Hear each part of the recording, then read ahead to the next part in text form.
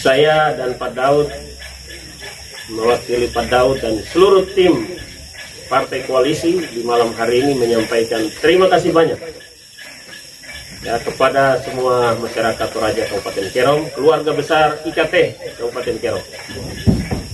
Ya, saya tunggu lagi KKSS. Jangan KKSS mulai abu-abu.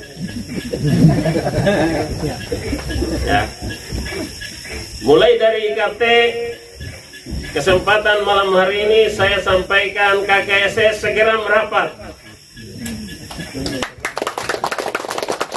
Karena kapal besar transformasi Kerong untuk kemajuan sudah mau keluar dari dermaga.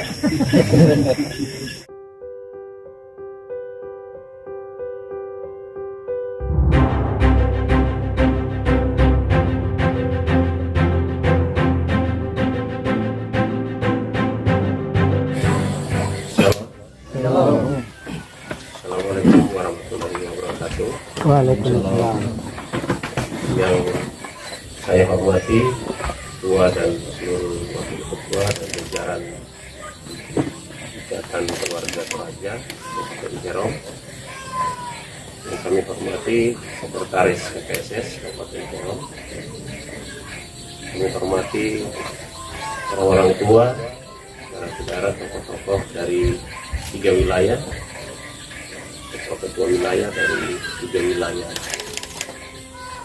di Kabupaten Kerong. Juga secara khusus Bapak Martin atas kerelaan hati dan waktunya menerima kami semua di rumah ini. Keluarga besar masyarakat Toraja Kabupaten Kerong yang saya kasihi.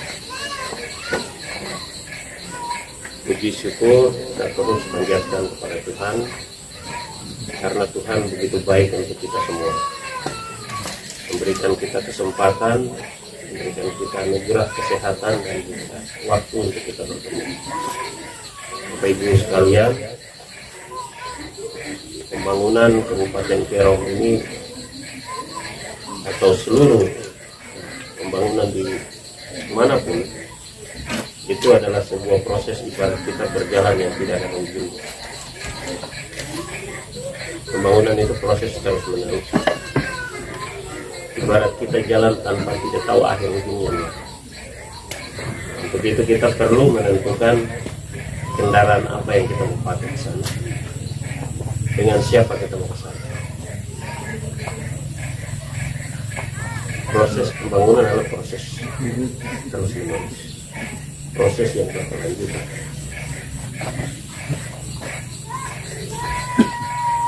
Pembangunan juga adalah sebuah proses perubahan. Di dalamnya ada terjadi proses-proses perubahan. Dari waktu ke waktu hendaknya perubahan itu terjadi, perubahan ke arah yang lebih baik. Tetapi di dalam pelaksanaan pembangunan itu ada tantangan dan ada kerumitan-kerumitan dan persoalan-persoalan yang dihadapi. Ini akan dihadapi oleh setiap daerah, setiap negara, setiap bangsa di bumi. Dan Kerong menjadi bagian dari masyarakat Indonesia, itu juga menghadapi tantangan yang sama waktu itu. Saya di periode sekarang yang sedang berjalan ini masuk dalam suatu keadaan yang sangat rumit. Bersama Pak Wafir, kita dilantik di masa COVID-19, di mana negara sedang tidak baik. Sistem pengelolaan keuangan sedang dalam masalah yang serius. Semua anggaran harus disesuaikan dengan kondisi pandemi COVID-19. Ini kenyataan yang hampir kita alami hampir 3 tahun setelah pelantikan. Tapi bisa rasakan bagaimana ekonomi keluarga, rumah tangga juga mengalami masalah yang serius. Anak-anak mengalami masalah yang serius. Pendidikan mereka juga begitu sulit. Karena kondisi ini global. Pandemi ini berlangsung hampir di semua negara. Itu fakta pertama bahwa dalam proses pembangunan 5 tahun berjalan ini, kita ada kerumitan, ada situasi masalah yang kita buat. Tapi pembangunan harus terus berjalan. Tidak boleh berhenti. Apapun tantangan harus berjalan. Maka apa yang kita lakukan adalah kita menggunakan seluruh kemampuan sumber daya yang ada. termasuk potensi Kerom yang ada itu yang kita manfaatkan untuk membangun daerah ini. Contoh, kita membangun jalan misalnya. Kita beruntung karena di wilayah kita itu ada bahan galian. Coba bayangkan di wilayah di tempat lain, misalnya di Merauke, yang hampir tidak ada batuan di sana. Jadi kita masih sedikit diringankan karena ada potensi alam kita untuk membangun wilayah. Pasir, galian C, apa itu tersedia ada di sekitar kita sehingga masih bisa terjangkau dalam pembangunan kita. Kalau di daerah lain mungkin harga batuan atau pasir itu begitu mahal untuk membangun jalan misalnya. Itu contoh bahwa kita juga menggunakan potensi. Pertanian misalnya, pada saat kita kesulitan pangan, sayur mayur dan protein, alam kita menyediakan itu, sehingga walaupun dalam situasi COVID kita masih bisa memanfaatkan lahan pertanian kita untuk petaninya yang kita kuatkan untuk mereka memulihkan ekonomi mereka. Jadi Kerom ini masih diuntungkan karena keadaan alam kita itu mendukung kita. Itulah tugas kita, bagaimana memanfaatkan potensi kita, daerah kita untuk keluar dari situasi-situasi atau menjawab kebutuhan-kebutuhan kita. Ini yang sudah kita lakukan. Negara memberikan jaminan kepada seseorang untuk bisa memimpin 2 periode, 10 tahun. Ini jaminan undang-undang. Kenapa PG maju lagi? Kenapa saya harus maju? Negara masih menjamin itu. Undang-undang memberikan jaminan. Jaminan undang-undang ini kita manfaatkan.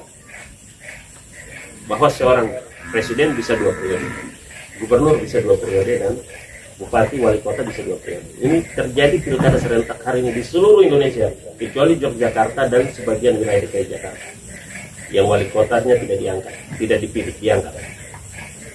Jadi kita yang lain ini hampir 500 daerah di Indonesia ini pilkada serentak besok.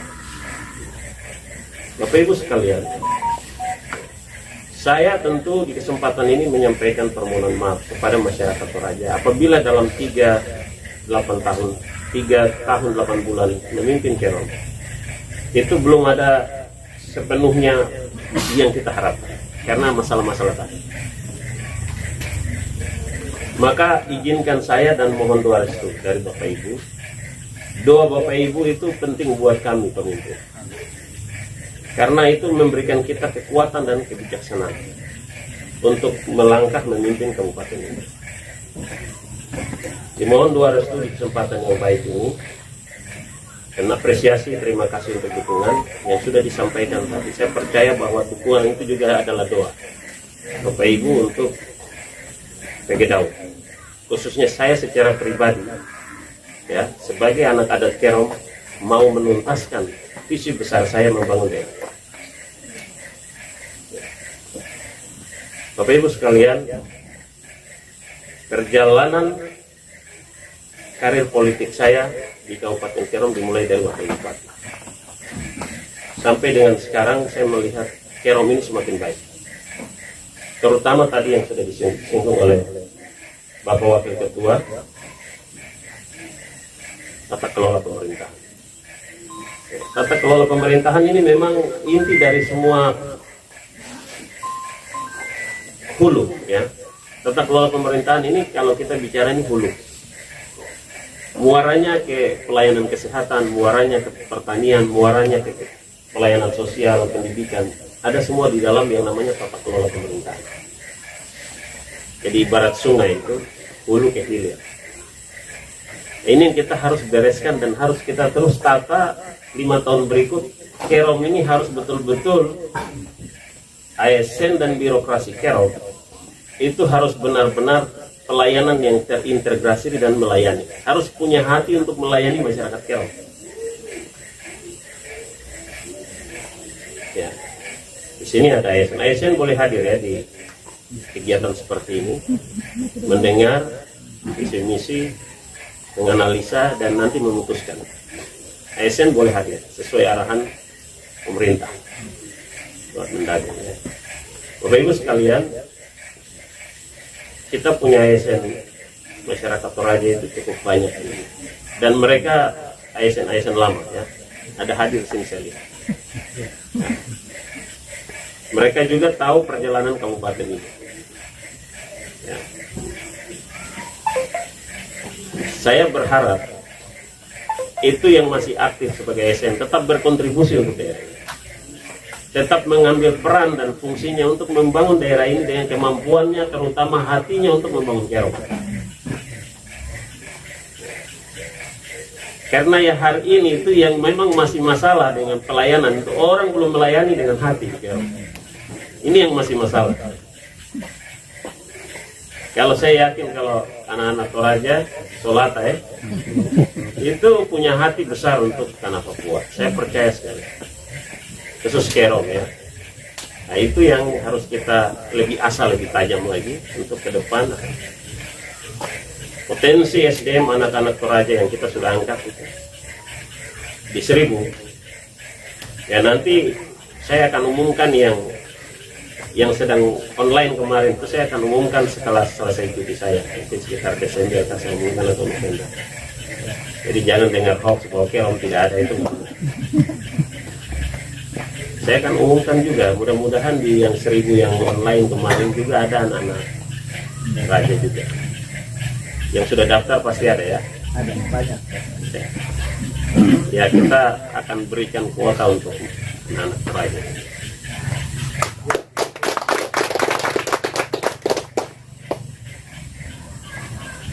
Masyarakat Toraja yang berikut adalah bagian dari sejarah. Saya dari SD ya. Saya SD itu SD Intrasorkuan. Itu guru saya yang membentuk saya sampai selesai itu namanya Pak Toding. Ya. Pak Toding itu adalah kepala sekolah pertama SD Intrasorkuan. Beliau yang meletakkan dasar sampai kami ini ada di Indonesia. Jadi kita ini juga sentuhan anak-anak Toraja juga. Mereka memberikan perhatian, cinta, dan saya itu mungkin paling apa ya, lambat waktu SD kelas 1 itu lambat baca dengan, jadi dirotan sama beliau.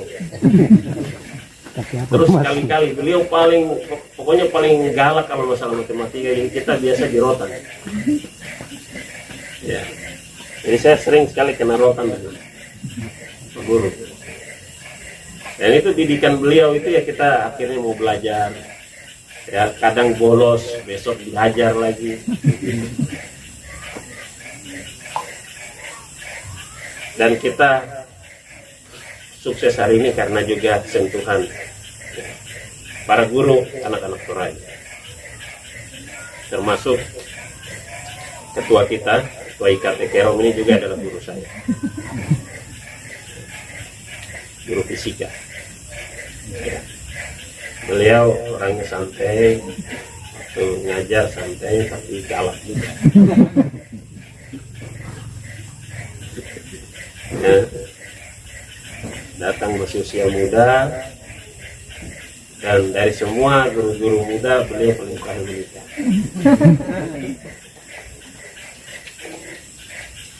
Swakarsa adalah tempat bisa dibina dengan segala macam pengalaman. Swakarsa kadang masak nasi sama-sama ini, cari telur bebek di rawa-rawa di Swakarsa situ. Ya, kita pergi ambil beras di Arso 11 dulu, Arso 10 di situ ada lumbu apa itu, ada mesin penggiling, biasa ambil beras di situ, pergi masak di mes di Swakarsa. Ya itu pengalaman hidup yang memang tidak bisa dilupakan, bahwa kita ternyata tidak bisa hidup sendiri, kita ternyata tidak bisa sukses sendiri, kita ternyata tidak bisa menjadi orang baik tanpa dukungan orang lain. Amin. Karena memang kodrat manusia itu makhluk sosial, itu sudah memang seperti itu. Jadi tidak ada satu orang bangsa di bumi ini bisa hidup sendiri, betul ya? Ini kita bicara bangsa. Tidak ada satu suku di Indonesia bisa hidup sendiri. Itulah yang menyebabkan pentingnya kita menghargai perbedaan. Ya di dalam KKSS saja ada ya, Bugis, ada Makassar, ada Duri, Nrekan, Toraja. Di dalam masyarakat Sulawesi Selatan saja ada perbedaan. Apakah perbedaan kita hilangkan? Tidak. Perbedaan tetap ada. Kita hanya bisa menghargai, menghormati perbedaan. Setuju ya? Jadi Bapak Ibu, sama seperti itu bagaimana masyarakat Toraja memberikan penghargaan kepada kami anak-anak adat. Kami anak-anak adat pun memberikan penghargaan yang sama kembali kepada masyarakat Toraja. Timbal balik. Dan ini yang sudah kita lakukan selama ini. Ya. Dulu masyarakat Toraja itu ya lebih ya sampai hari ini mendukung anak-anak asli ya. Jadi Bapak Watai sampai hari ini. Jadi saya berharap dukungan malam hari ini Pak Ketua dan Pak Wakil, dukungan malam hari ini kita sama-sama kawal dalam doa tapi juga dalam kerja. Jadi kita sama-sama kawal apa yang kita, ini deklarasi perang tadi, ini pernyataan perang. Jadi orang Toraja Kabupaten Kerom sudah menyatakan perang tadi bersama kami anak-anak adat. Jadi kami mau perang. Ya sudah tahu toh kalau memang orang tua ada orang bilang perang itu seperti apa. Ya sudah asap parang apa semua kau siap sudah. Karena memang sudah pernyataan sudah dibacakan. Alam leluhur Tuhan semua sudah menyaksikan tadi.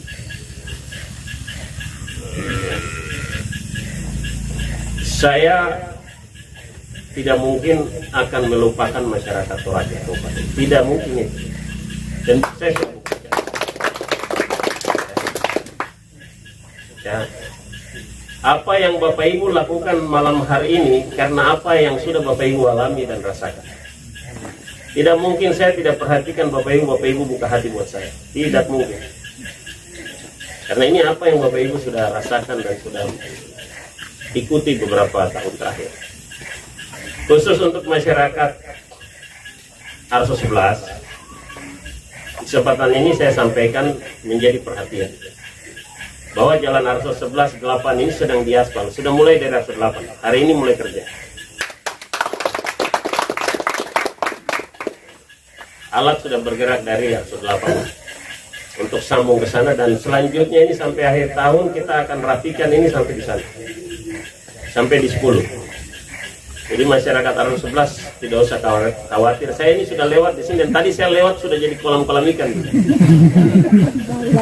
Ya, jadi tidak usah foto-foto kasih naik di medsos, itu tidak penting. Karena Bupati siang malam juga lewat di situ. Nah ini sedang dikerjakan. Kita kerja beberapa ruas. Ya, saya walaupun cuti saya masih bupati, masih melekat bupati saya, dan nanti bulan depan sudah aktif lagi. Ya, bulan depan sudah aktif lagi bupati, dan masih saya menyelesaikan sampai bulan Maret tahun depan. Diterwaktu sampai tahun depan. Setelah pelantikan baru lanjut PG Daud, lanjut 5 tahun. Saya pastikan 2026 itu terlalu lama untuk kita selesaikan jalan-jalan di wilayah Arso Barat. Skamto 2026 itu paling udah mulus semua. Kita sudah finish, semua sudah aspal. Jadi nggak ada masalah soal jalan ya. Kenapa kita kerjakan pelan-pelan? Karena memang kondisi anggaran. Ya, selain masalah COVID, saya waktu dilantik itu saya harus menyelesaikan utang Bank Papua yang ditinggalkan oleh pemerintahan sebelumnya itu 200 miliar pinjaman daerah. Terus saya harus menyelesaikan tunggakan kontraktor atau pihak ketiga itu 175 miliar. Jadi itu warisan. Jadi total hampir 375 miliar. Warisan yang saya bawa. Selain COVID yang itu ada masalah berikut adalah masalah utang atau pembiayaan yang masuk dalam beban daerah. Arahan dari BPK memang harus diselesaikan. Jadi ada yang masih ada ya kita sedang selesaikan. Apakah pemerintahan ini tidak boleh ada utang? Tidak juga. Ya, pemerintahan di dunia ini semua punya utang. Di mana saya negara di dunia ini pasti ada utang atau pinjaman atau apapun. Tapi jangan utang itu dibuat-buat. Jangan utang karena kelalaian kita atau karena memang sengaja kita ciptakan. Makanya sampai tahun ini saya belum berani membuat langkah-langkah yang misalnya saya butuh duit ini tapi saya pinjam lagi, itu belum. Saya tidak berani buat itu karena memang saya ingin pemerintahan saya akhiri tanpa saya membuat utang. Sampai hari ini saya tidak buat utang dimanapun. Ya, kenapa? Karena ya kalau saya buat utang nanti jadi beban lagi. Nanti kita lihat setelah kita terpilih lagi baru kita lihat apakah kita perlu melakukan langkah-langkah mekanisme itu untuk penyelesaian semua infrastruktur, jalan, jembatan, sekolah, puskesmas dan lain-lain. Tapi dalam persoalan-persoalan itu Bapak Ibu saya masih bisa angkat lagi PNS 1000. Sekarang setiap bulan saya bayar 22 miliar rupiah setiap bulan gaji ASN Kero, tambah gaji DPR, tambah juga gaji aparatur kampus. Itu sudah berapa? Sudah lebih dari hampir 30 miliar. Iya. Sementara APBD kita 15 tahun terakhir ini baru 900 miliar. 15 tahun terakhir ini tidak bergerak. 900 miliar. Ya. Untuk itulah di tahun depan kita sudah proyeksikan APBD kita akan naik mendekati 1,2 triliun. Tahun depan sudah naik. Kita menata semua dan kita naikkan, dan uang yang kita anggarkan tahun depan tuh harus betul-betul kita kawal benar-benar tepat sasaran. Dia harus benar-benar dirasakan oleh masyarakat. Ya. Jadi tidak lagi. Makanya arahan dari pimpinan negara kita melalui Mendagri, ya, uang daerah, anggaran daerah itu bukan untuk kebutuhan birokrasi, bukan untuk belanja pegawai, itu selalu diingatkan. Karena uang daerah, anggaran daerah itu untuk pelayanan publik dan kesejahteraan masyarakat. Itulah kenapa kita melakukan perampingan anggaran atau juga kita melakukan efisiensi di bidang-bidang pemerintahan di dinas-dinas yang berdampak termasuk juga pada perampingan tunjangan pertambahan penghasilan Kero. Itu kita rampingkan sesuai dengan kinerja gitu, berbasis kinerja. Jadi orang tidak datang kantor memang TPP-nya tidak dibayar. Jadi yang ribut itu mereka yang tidak jarang datang ke kantor, absen dan tidak pernah datang apel, itu yang sering maki-maki bupati di medsos. Tapi yang datang dia isi dia punya itu pasti dibayar. Makanya komitmen saya tahun ini, ya Bapak Ibu yang ASN dengar ya, TPP kalian akan dibayar dalam waktu dekat yang untuk triwulan ini sudah akan dibayar. Dan sampai akhir tahun akan dibayar. Jadi saya bilang 2 triwulan ini harus segera dibayar. TPP dalam 2 triwulan, berarti 6 bulan terakhir ini akan dibayar. Karena sedang kita tata ini keuangan daerah ya. Jadi tetap semangat yang ASN. Jangan percaya orang yang belum urus pemerintahan datang bilang bahwa kami hadir untuk menyelesaikan utang-utang Kero. Kami hadir untuk buat ASN tersenyum. Saya tidak tahu Bapak. Ya.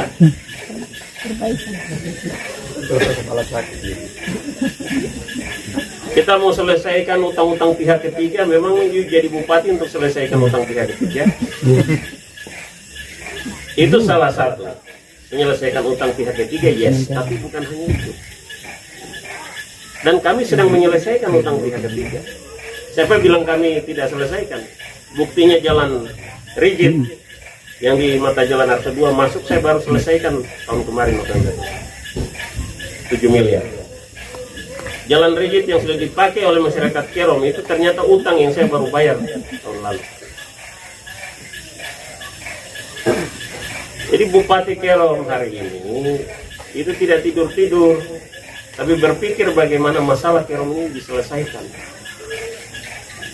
Jadi Bapak Ibu jangan percaya dengan hoax yang ada di WA, yang ada di mana-mana itu. Itu memang kerja karena memang dia musim politik, jadi memang mereka harus kerja menyerang. Ya, kita ya tugas kita bertahan, jangan menyerang juga, kita posisi bertahan. Karena juara bertahan ya harus berusaha bertahan. Mereka menyerang, mencari celah, kekurangan, ya isu utang pihak ketiga lah, isu ASN tidak sejahtera. Memangnya gaji ASN ada masalah? Hak ASN Kerom tidak pernah ada masalah, ingat. Tidak pernah ada masalah. Tidak pernah kita buat gaji itu bermasalah. Seluruh ASN Kerom. Bahkan kita naikkan lagi 1000 ASN, bayangkan. Tambah lagi naik lagi biaya. Kenapa kita naikkan ASN dan saya akan tambah lagi sampai hari ini kita belum punya industri yang memadai di Kerom yang bisa menampung angka angkatan kerja. Jadi anak-anak kita ini masih banyak itu kalau bikin survei itu berkeinginan jadi PNS daripada kerja di pabrik atau lain-lain. Jadi itulah. Kalau hari ini ada bahasa-bahasa yang bilang kenapa Bupati angkat ASN? Saya tidak mau angka pengangguran itu menyebabkan orang miskin. Ya, ini kita sudah tekan ini.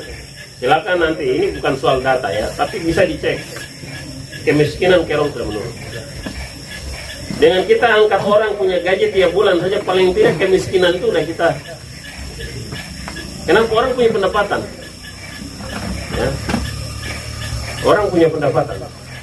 Dan pendapatannya lumayan. Di golongan 3, golongan 2 itu berapa per bulan? Lumayan. Paling tidak orang ada bisa apa itu? Mengakses makanan, mengakses kebutuhan dasar. Orang bisa makan dulu. Ya, satu hari berapa kalori yang dia makan? Ya, itu. Dia punya rumah bisa ada terang tidak? Dia bisa pasang listrik, bayar pulsa listrik tidak? Itu dulu. Dia bisa mengakses itu. Air bisa dibeli, air yang sehat. Jadi itu tujuan kita membuat orang punya lapangan pekerjaan. Itu dia bisa memenuhi kebutuhan dasarnya. Jangan jadi beban lagi di dalam satu rumah ada sekian anak, tidak ada semua tidak punya penghasilan, tidak ada pekerjaan, jadi beban. Sudah sarjana di Kerom, lulus SMA di Kerom, jaga toko di kota sana. Terus kabupaten ini dibuat untuk siapa? Selama ini rekrutmen ASN Kerom itu tidak berpihak kepada anak-anak Kerom. Betul. Penerimaan ASN Kerom selama ini tidak berpihak. Kalaupun berpihak, itu berapa yang kau kasih? Kau jual sapi berapa, kau gak ada sertifikat berapa, kau store berapa, baru dapat jadi ASN. Betul. Dan itu sudah jadi rahasia umum di Kerom. Dan saya hapus itu, tidak boleh ada. 0 rupiah saya angkat pegawai 1000 itu 0 rupiah. Dan saya kawal. Dan yang besok 1000 lagi dan P3K yang 300 lagi 0 rupiah. Tidak boleh, pungli-pungli tidak boleh. Saya larang dan saya awasi sampai hari ini. Rekrutmen kepala dinas, jadi kepala dinas, jadi kepala bidang 0 rupiah. Tidak ada pungutan-pungutan macam-macam. Mau mutasi, mau ke sini harus bayar ini, mau naik jabatan, no, tidak ada di Kerom. Betul, kan? Kenapa kita harus lakukan itu? Ya memang kita harus lakukan itu untuk Kerom lebih baik ke depan. Dulu kamu jadi kepala dinas, kau bawa dulu di itu, taruh di bawah sini, meja sini kresek. SK itu dibuat tapi belum bisa di print, belum bisa ditandatangan. Pelantikan dimundur-mundur. Pelantikan mundur terus karena plastiknya belum. Paham ya? Jadi seperti itu. Hari ini tidak ada di Kerom. Itu dulu disyukuri. Masyarakat Kerom disyukuri itu dulu. Sampai di Towe sana, di Milki sana, Terpone sana, itu Towe itu sudah berapa? Hampir sekitar 10 pegawai. Kesnar sudah 10 kan? Kalau tidak salah. ASN hari ini. Orang-orang yang di belakang sana saudara-saudara kita itu hari ini jadi pegawai. Siapa yang mengurus mereka? Kalau bukan bupati sendiri yang urus. Betul. Kalau tidak mereka akan memberontak melawan pemerintahan. Dan mereka jadi orang-orang yang memberontak membuat situasi Kerom ini akan kacau. Itulah kalau hari ini Bapak Ibu rasa orang mabuk sudah berkurang di Kerom. Karena mereka itu saya awal masuk saya angkat mereka jadi tenaga kontrak di Satpol PP. Setelah itu hari ini semua sebagian besar 60 orang itu yang sering mabuk-mabuk di jalan sudah jadi PNS sekarang. Bagaimana sudah jadi PNS pakai pakaian dinas mau kembali ke jalan? Ini cara saya, satu strategi yang saya selesaikan orang mabuk di jalan. Dan sudah saya kasih tahu sama kepala-kepala kampung, mulai dari Jowo sampai dengan Wor, kalau ada orang mabuk di jalan, garudamu nanti saya ambil. Saya bilang sama kepala kampung, kalau kau tidak tertibkan orang mabuk di jalan, kepala kampung yang harus bertanggung jawab. Silakan tanya. Kau bikin apa kepala kampung? Memangnya orang mabuk di jalan itu tempat tinggalnya di jalan? Bagaimana kau buat anak-anak itu tidak di jalan tapi mereka kembali di dalam kampung, bangun kampungnya? Dan itulah yang sudah terjadi hari ini. Orang mau ke Jayapura, ke kota sana jam 2 subuh pun mau balik, bolak-balik aman. Dulu itu seram Bapak Ibu, sekarang Kerom tidak seperti itu. Dan kita berdoa, ya, kita terus berdoa dan bekerja supaya Kerom ini semakin hari, semakin waktu, semakin diberkati. Ya, semakin terang. Tidak hanya terang itu untuk masyarakat di Skanto, Arso Barat, Arso yang di depan, tapi sampai Towe Hitam sana itu mendapat terang dan kebaikan. Ini yang sedang kita kerjakan. Saya selama 3 tahun ini mencoba dengan situasi Kerom supaya semua orang Kerom merasa adil dulu. Kue ini kita bagi-bagi supaya orang semua cicipi dulu, itu dulu. Woi, ini kue ini ternyata enak, rasa dulu.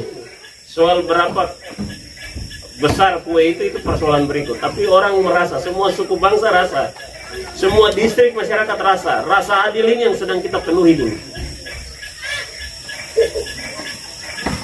Nah sekarang masyarakat Toraja merasa ada keadilan karena anak-anaknya diangkat. Itu rasa adil itu yang sedang kita penuhi dulu. Masyarakat Sulawesi Selatan, saya tidak bisa perhatikan satu-satu orang, tidak mungkin. Tidak mungkin saya urus 36.000 orang Kerom ini, setiap orang saya urus satu-satu. 63.000. Terbalik. Satu Kerom ini tidak bisa kita urus satu-satu.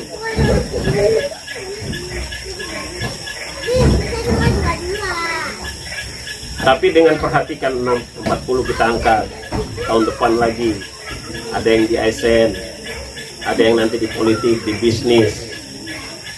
Orang mulai rasa adil, oh ya paguyuban kita diperhatikan, oh anak kita diperhatikan, oh saudara saya diperhatikan, oh pemerintahan ini terbuka untuk semua, pemerintahan ini inklusif.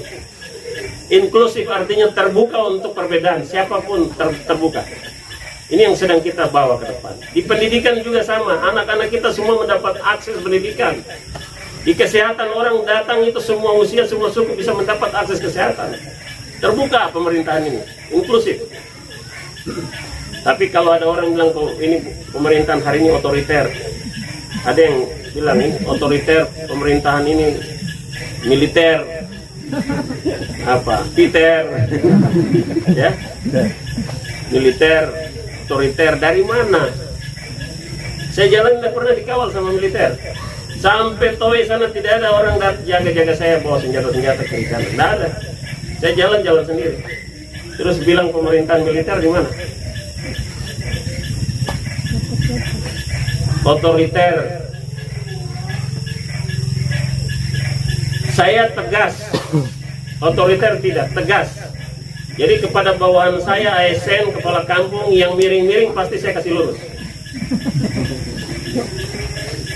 Jadi itu bukan otoriter, itu pembinaan yang saya lakukan dengan gaya Kerom, karena semua orang Kerom di sini mau suku apapun otaknya mirip-mirip. Jadi kita harus pakai gaya itu, kontekstual Kerom. Memang pemimpin harus tegas, baru bisa Kerom ini bisa baik.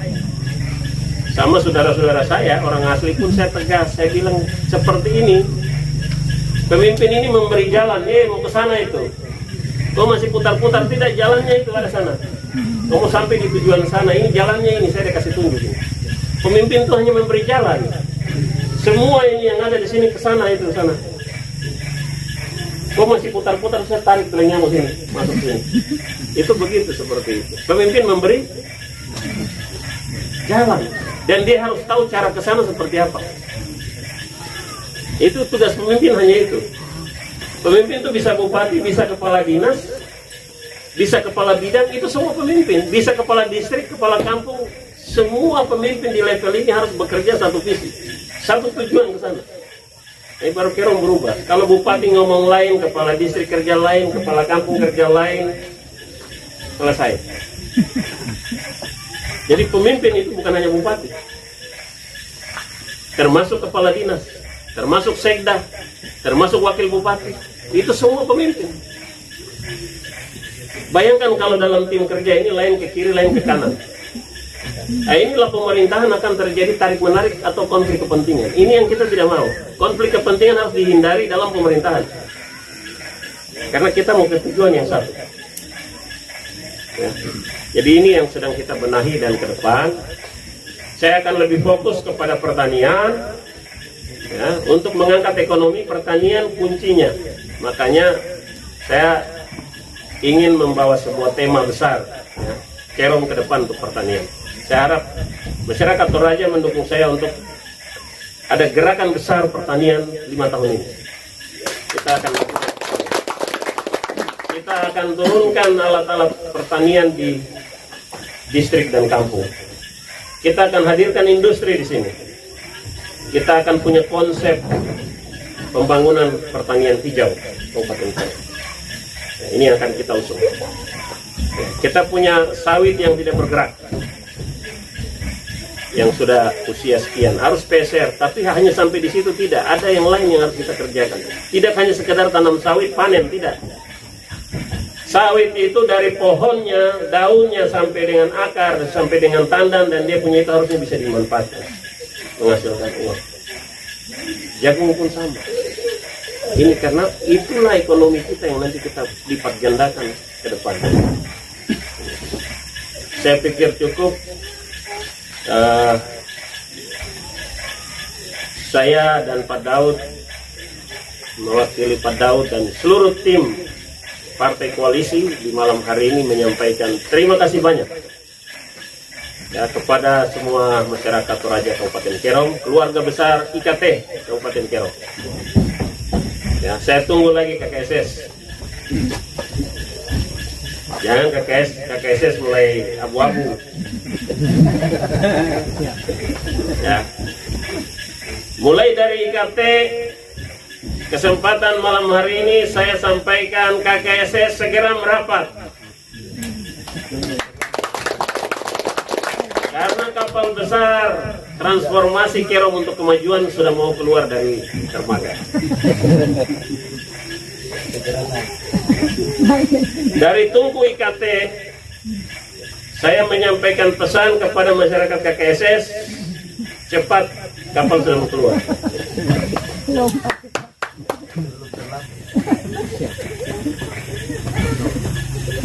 Yang tidak naik, dia akan tetap ada di dermaga. Kapal ini akan bergerak menuju tujuan Pulau Harapan.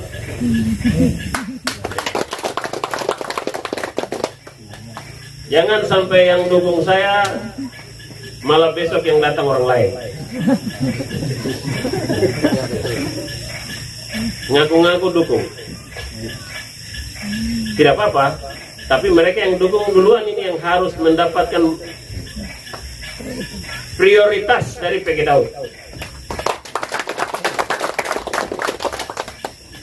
Ya. Jadi ini pesan kepada KKSS, karena saya dengan KKSS ini 3 tahun ini mesra. Tapi akhir-akhir ini kayaknya KKSS ini ada yang digembusin. Ya, jadi harus segera.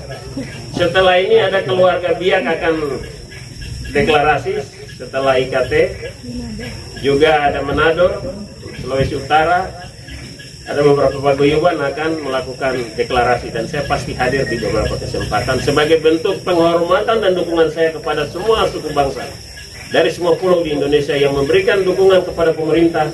Wajib saya hadir dan memberikan dukungan juga, dukungan balik. Begitu, sekali lagi terima kasih banyak untuk masyarakat keluarga besar IKT Kabupaten Kerom. Saya juga berdoa untuk masyarakat IKT untuk tetap dalam kebersamaan dan persatuan, dalam kebaikan satu sama lain, ya, tetap menjadi keluarga yang saling mendukung, jangan tercerai-berai karena ada masalah sekecil apapun harus guyup. Ada masalah, ada orang tua, kumpul bicara selesaikan. Tidak ada masalah yang nggak bisa diselesaikan. Jadi jangan sampai ada masalah langsung keluarga IKT mulai satu-satu mulai, tidak. Harus tetap dalam satu ikatan. Itu harapan kami para pemimpin. Ingin semua keluarga paguyuban selalu utuh, bersatu. Disitulah keluarga ini akan menjadi tempat berlindung bagi semua masyarakat Toraja. Ini menjadi wadah di mana masyarakat Toraja yang ada berantau di Kabupaten Kerom bekerja di sini. Itu menjadi tempat untuk mereka datang mencari kesejukan, mencari kenyamanan. Oh, ingat kampung halaman, ada keluarga di sini. Ya, ada masalah sakit, IKT bantu. Ada yang berduka, IKT bantu.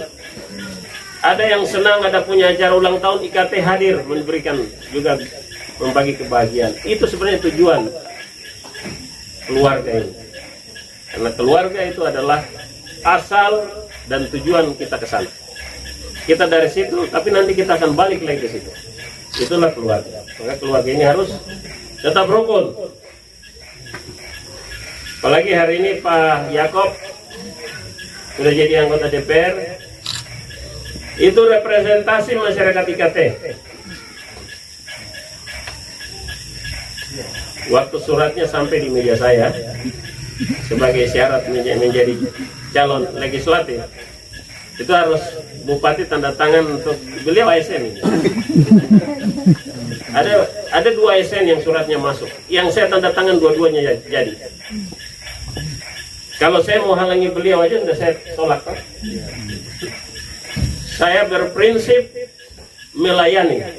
Jadi pada saat surat Pak Yakob maju, saya cuma tanya sama yang bawa, sudah pastikah beliau mau mundur? Beliau sudah siap. Beliau sudah serius maju, sudah. Oke, suratnya saya tanda tangan. Surat sebagai izin beliau maju. Itu saya tanda tangan dan saya sangat yakin beliau jadi, makanya saya tanda tangan, jadilah beliau. Mudah-mudahan beliau sehat dan menjadi orang tua kita di DPR, bisa menyuarakan aspirasi masyarakat dari dapilnya, tapi juga masyarakat IKT secara khusus. Karena suara besar beliau pasti suara masyarakat IKT.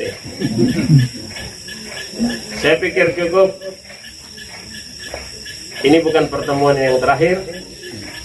Kita masih bisa bertemu lagi dalam kesempatan lain, dan tetap komunikasi dijaga sampai dengan hari H pelaksanaan Pesta Demokrasi. Saya yakin masyarakat IKT dari Skanto sampai dengan Senggi, dan juga mungkin guru yang ada di Towe, di Web, di mana yang namanya dari suku besar Toraja, Solata, saya percaya bahwa malam hari ini kita sudah sepakat. Jadi hari H pergi ke TPS, itu pertama masuk, buka surat suara, lihat yang di tengah nomor 2, coblos, yang ketiga lipat, baru kasih masuk di kotak suara.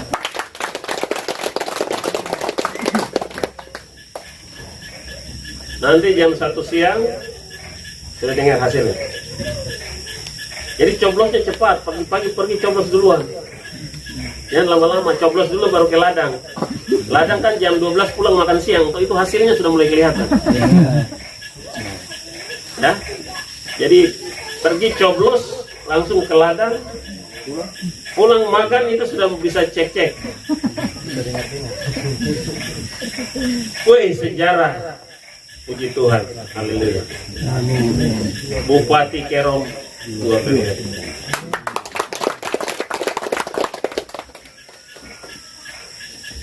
Berarti telur no menetas. Kalau telur pecah nggak bisa menetas. Jadi telur menetas. Ya. Kalau bilang telur pecah, itu untuk digoreng telurnya. Jadi telur menetas. Siap ya? Siap. Siap? Siap. Kurang semangat. Siap? Siap.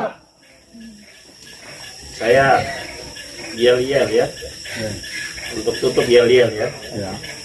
Tapi yang SN tidak usah angkat tangan. Tenang aja. Kalau saya bilang PG Daud, kalau saya bilang Kerom, maju, maju, maju. Kalau saya bilang PG Daud, menang, menang, menang. Yang melakukan yel-yel hanya non ASN. Ya, oke ya. Dan yang bukan aparatur kampung. Selain dari situ boleh, supaya tidak jadi masalah di masa depan. Kerom, maju, maju, maju. Latihan. Nah. Kerom, maju, maju, maju. PG Daud, menang, menang, menang. Nah, gitu. Itu yel-yel. Jadi kita akhiri, dan masyarakat IKT tetap semangat. Tetap semangat ya.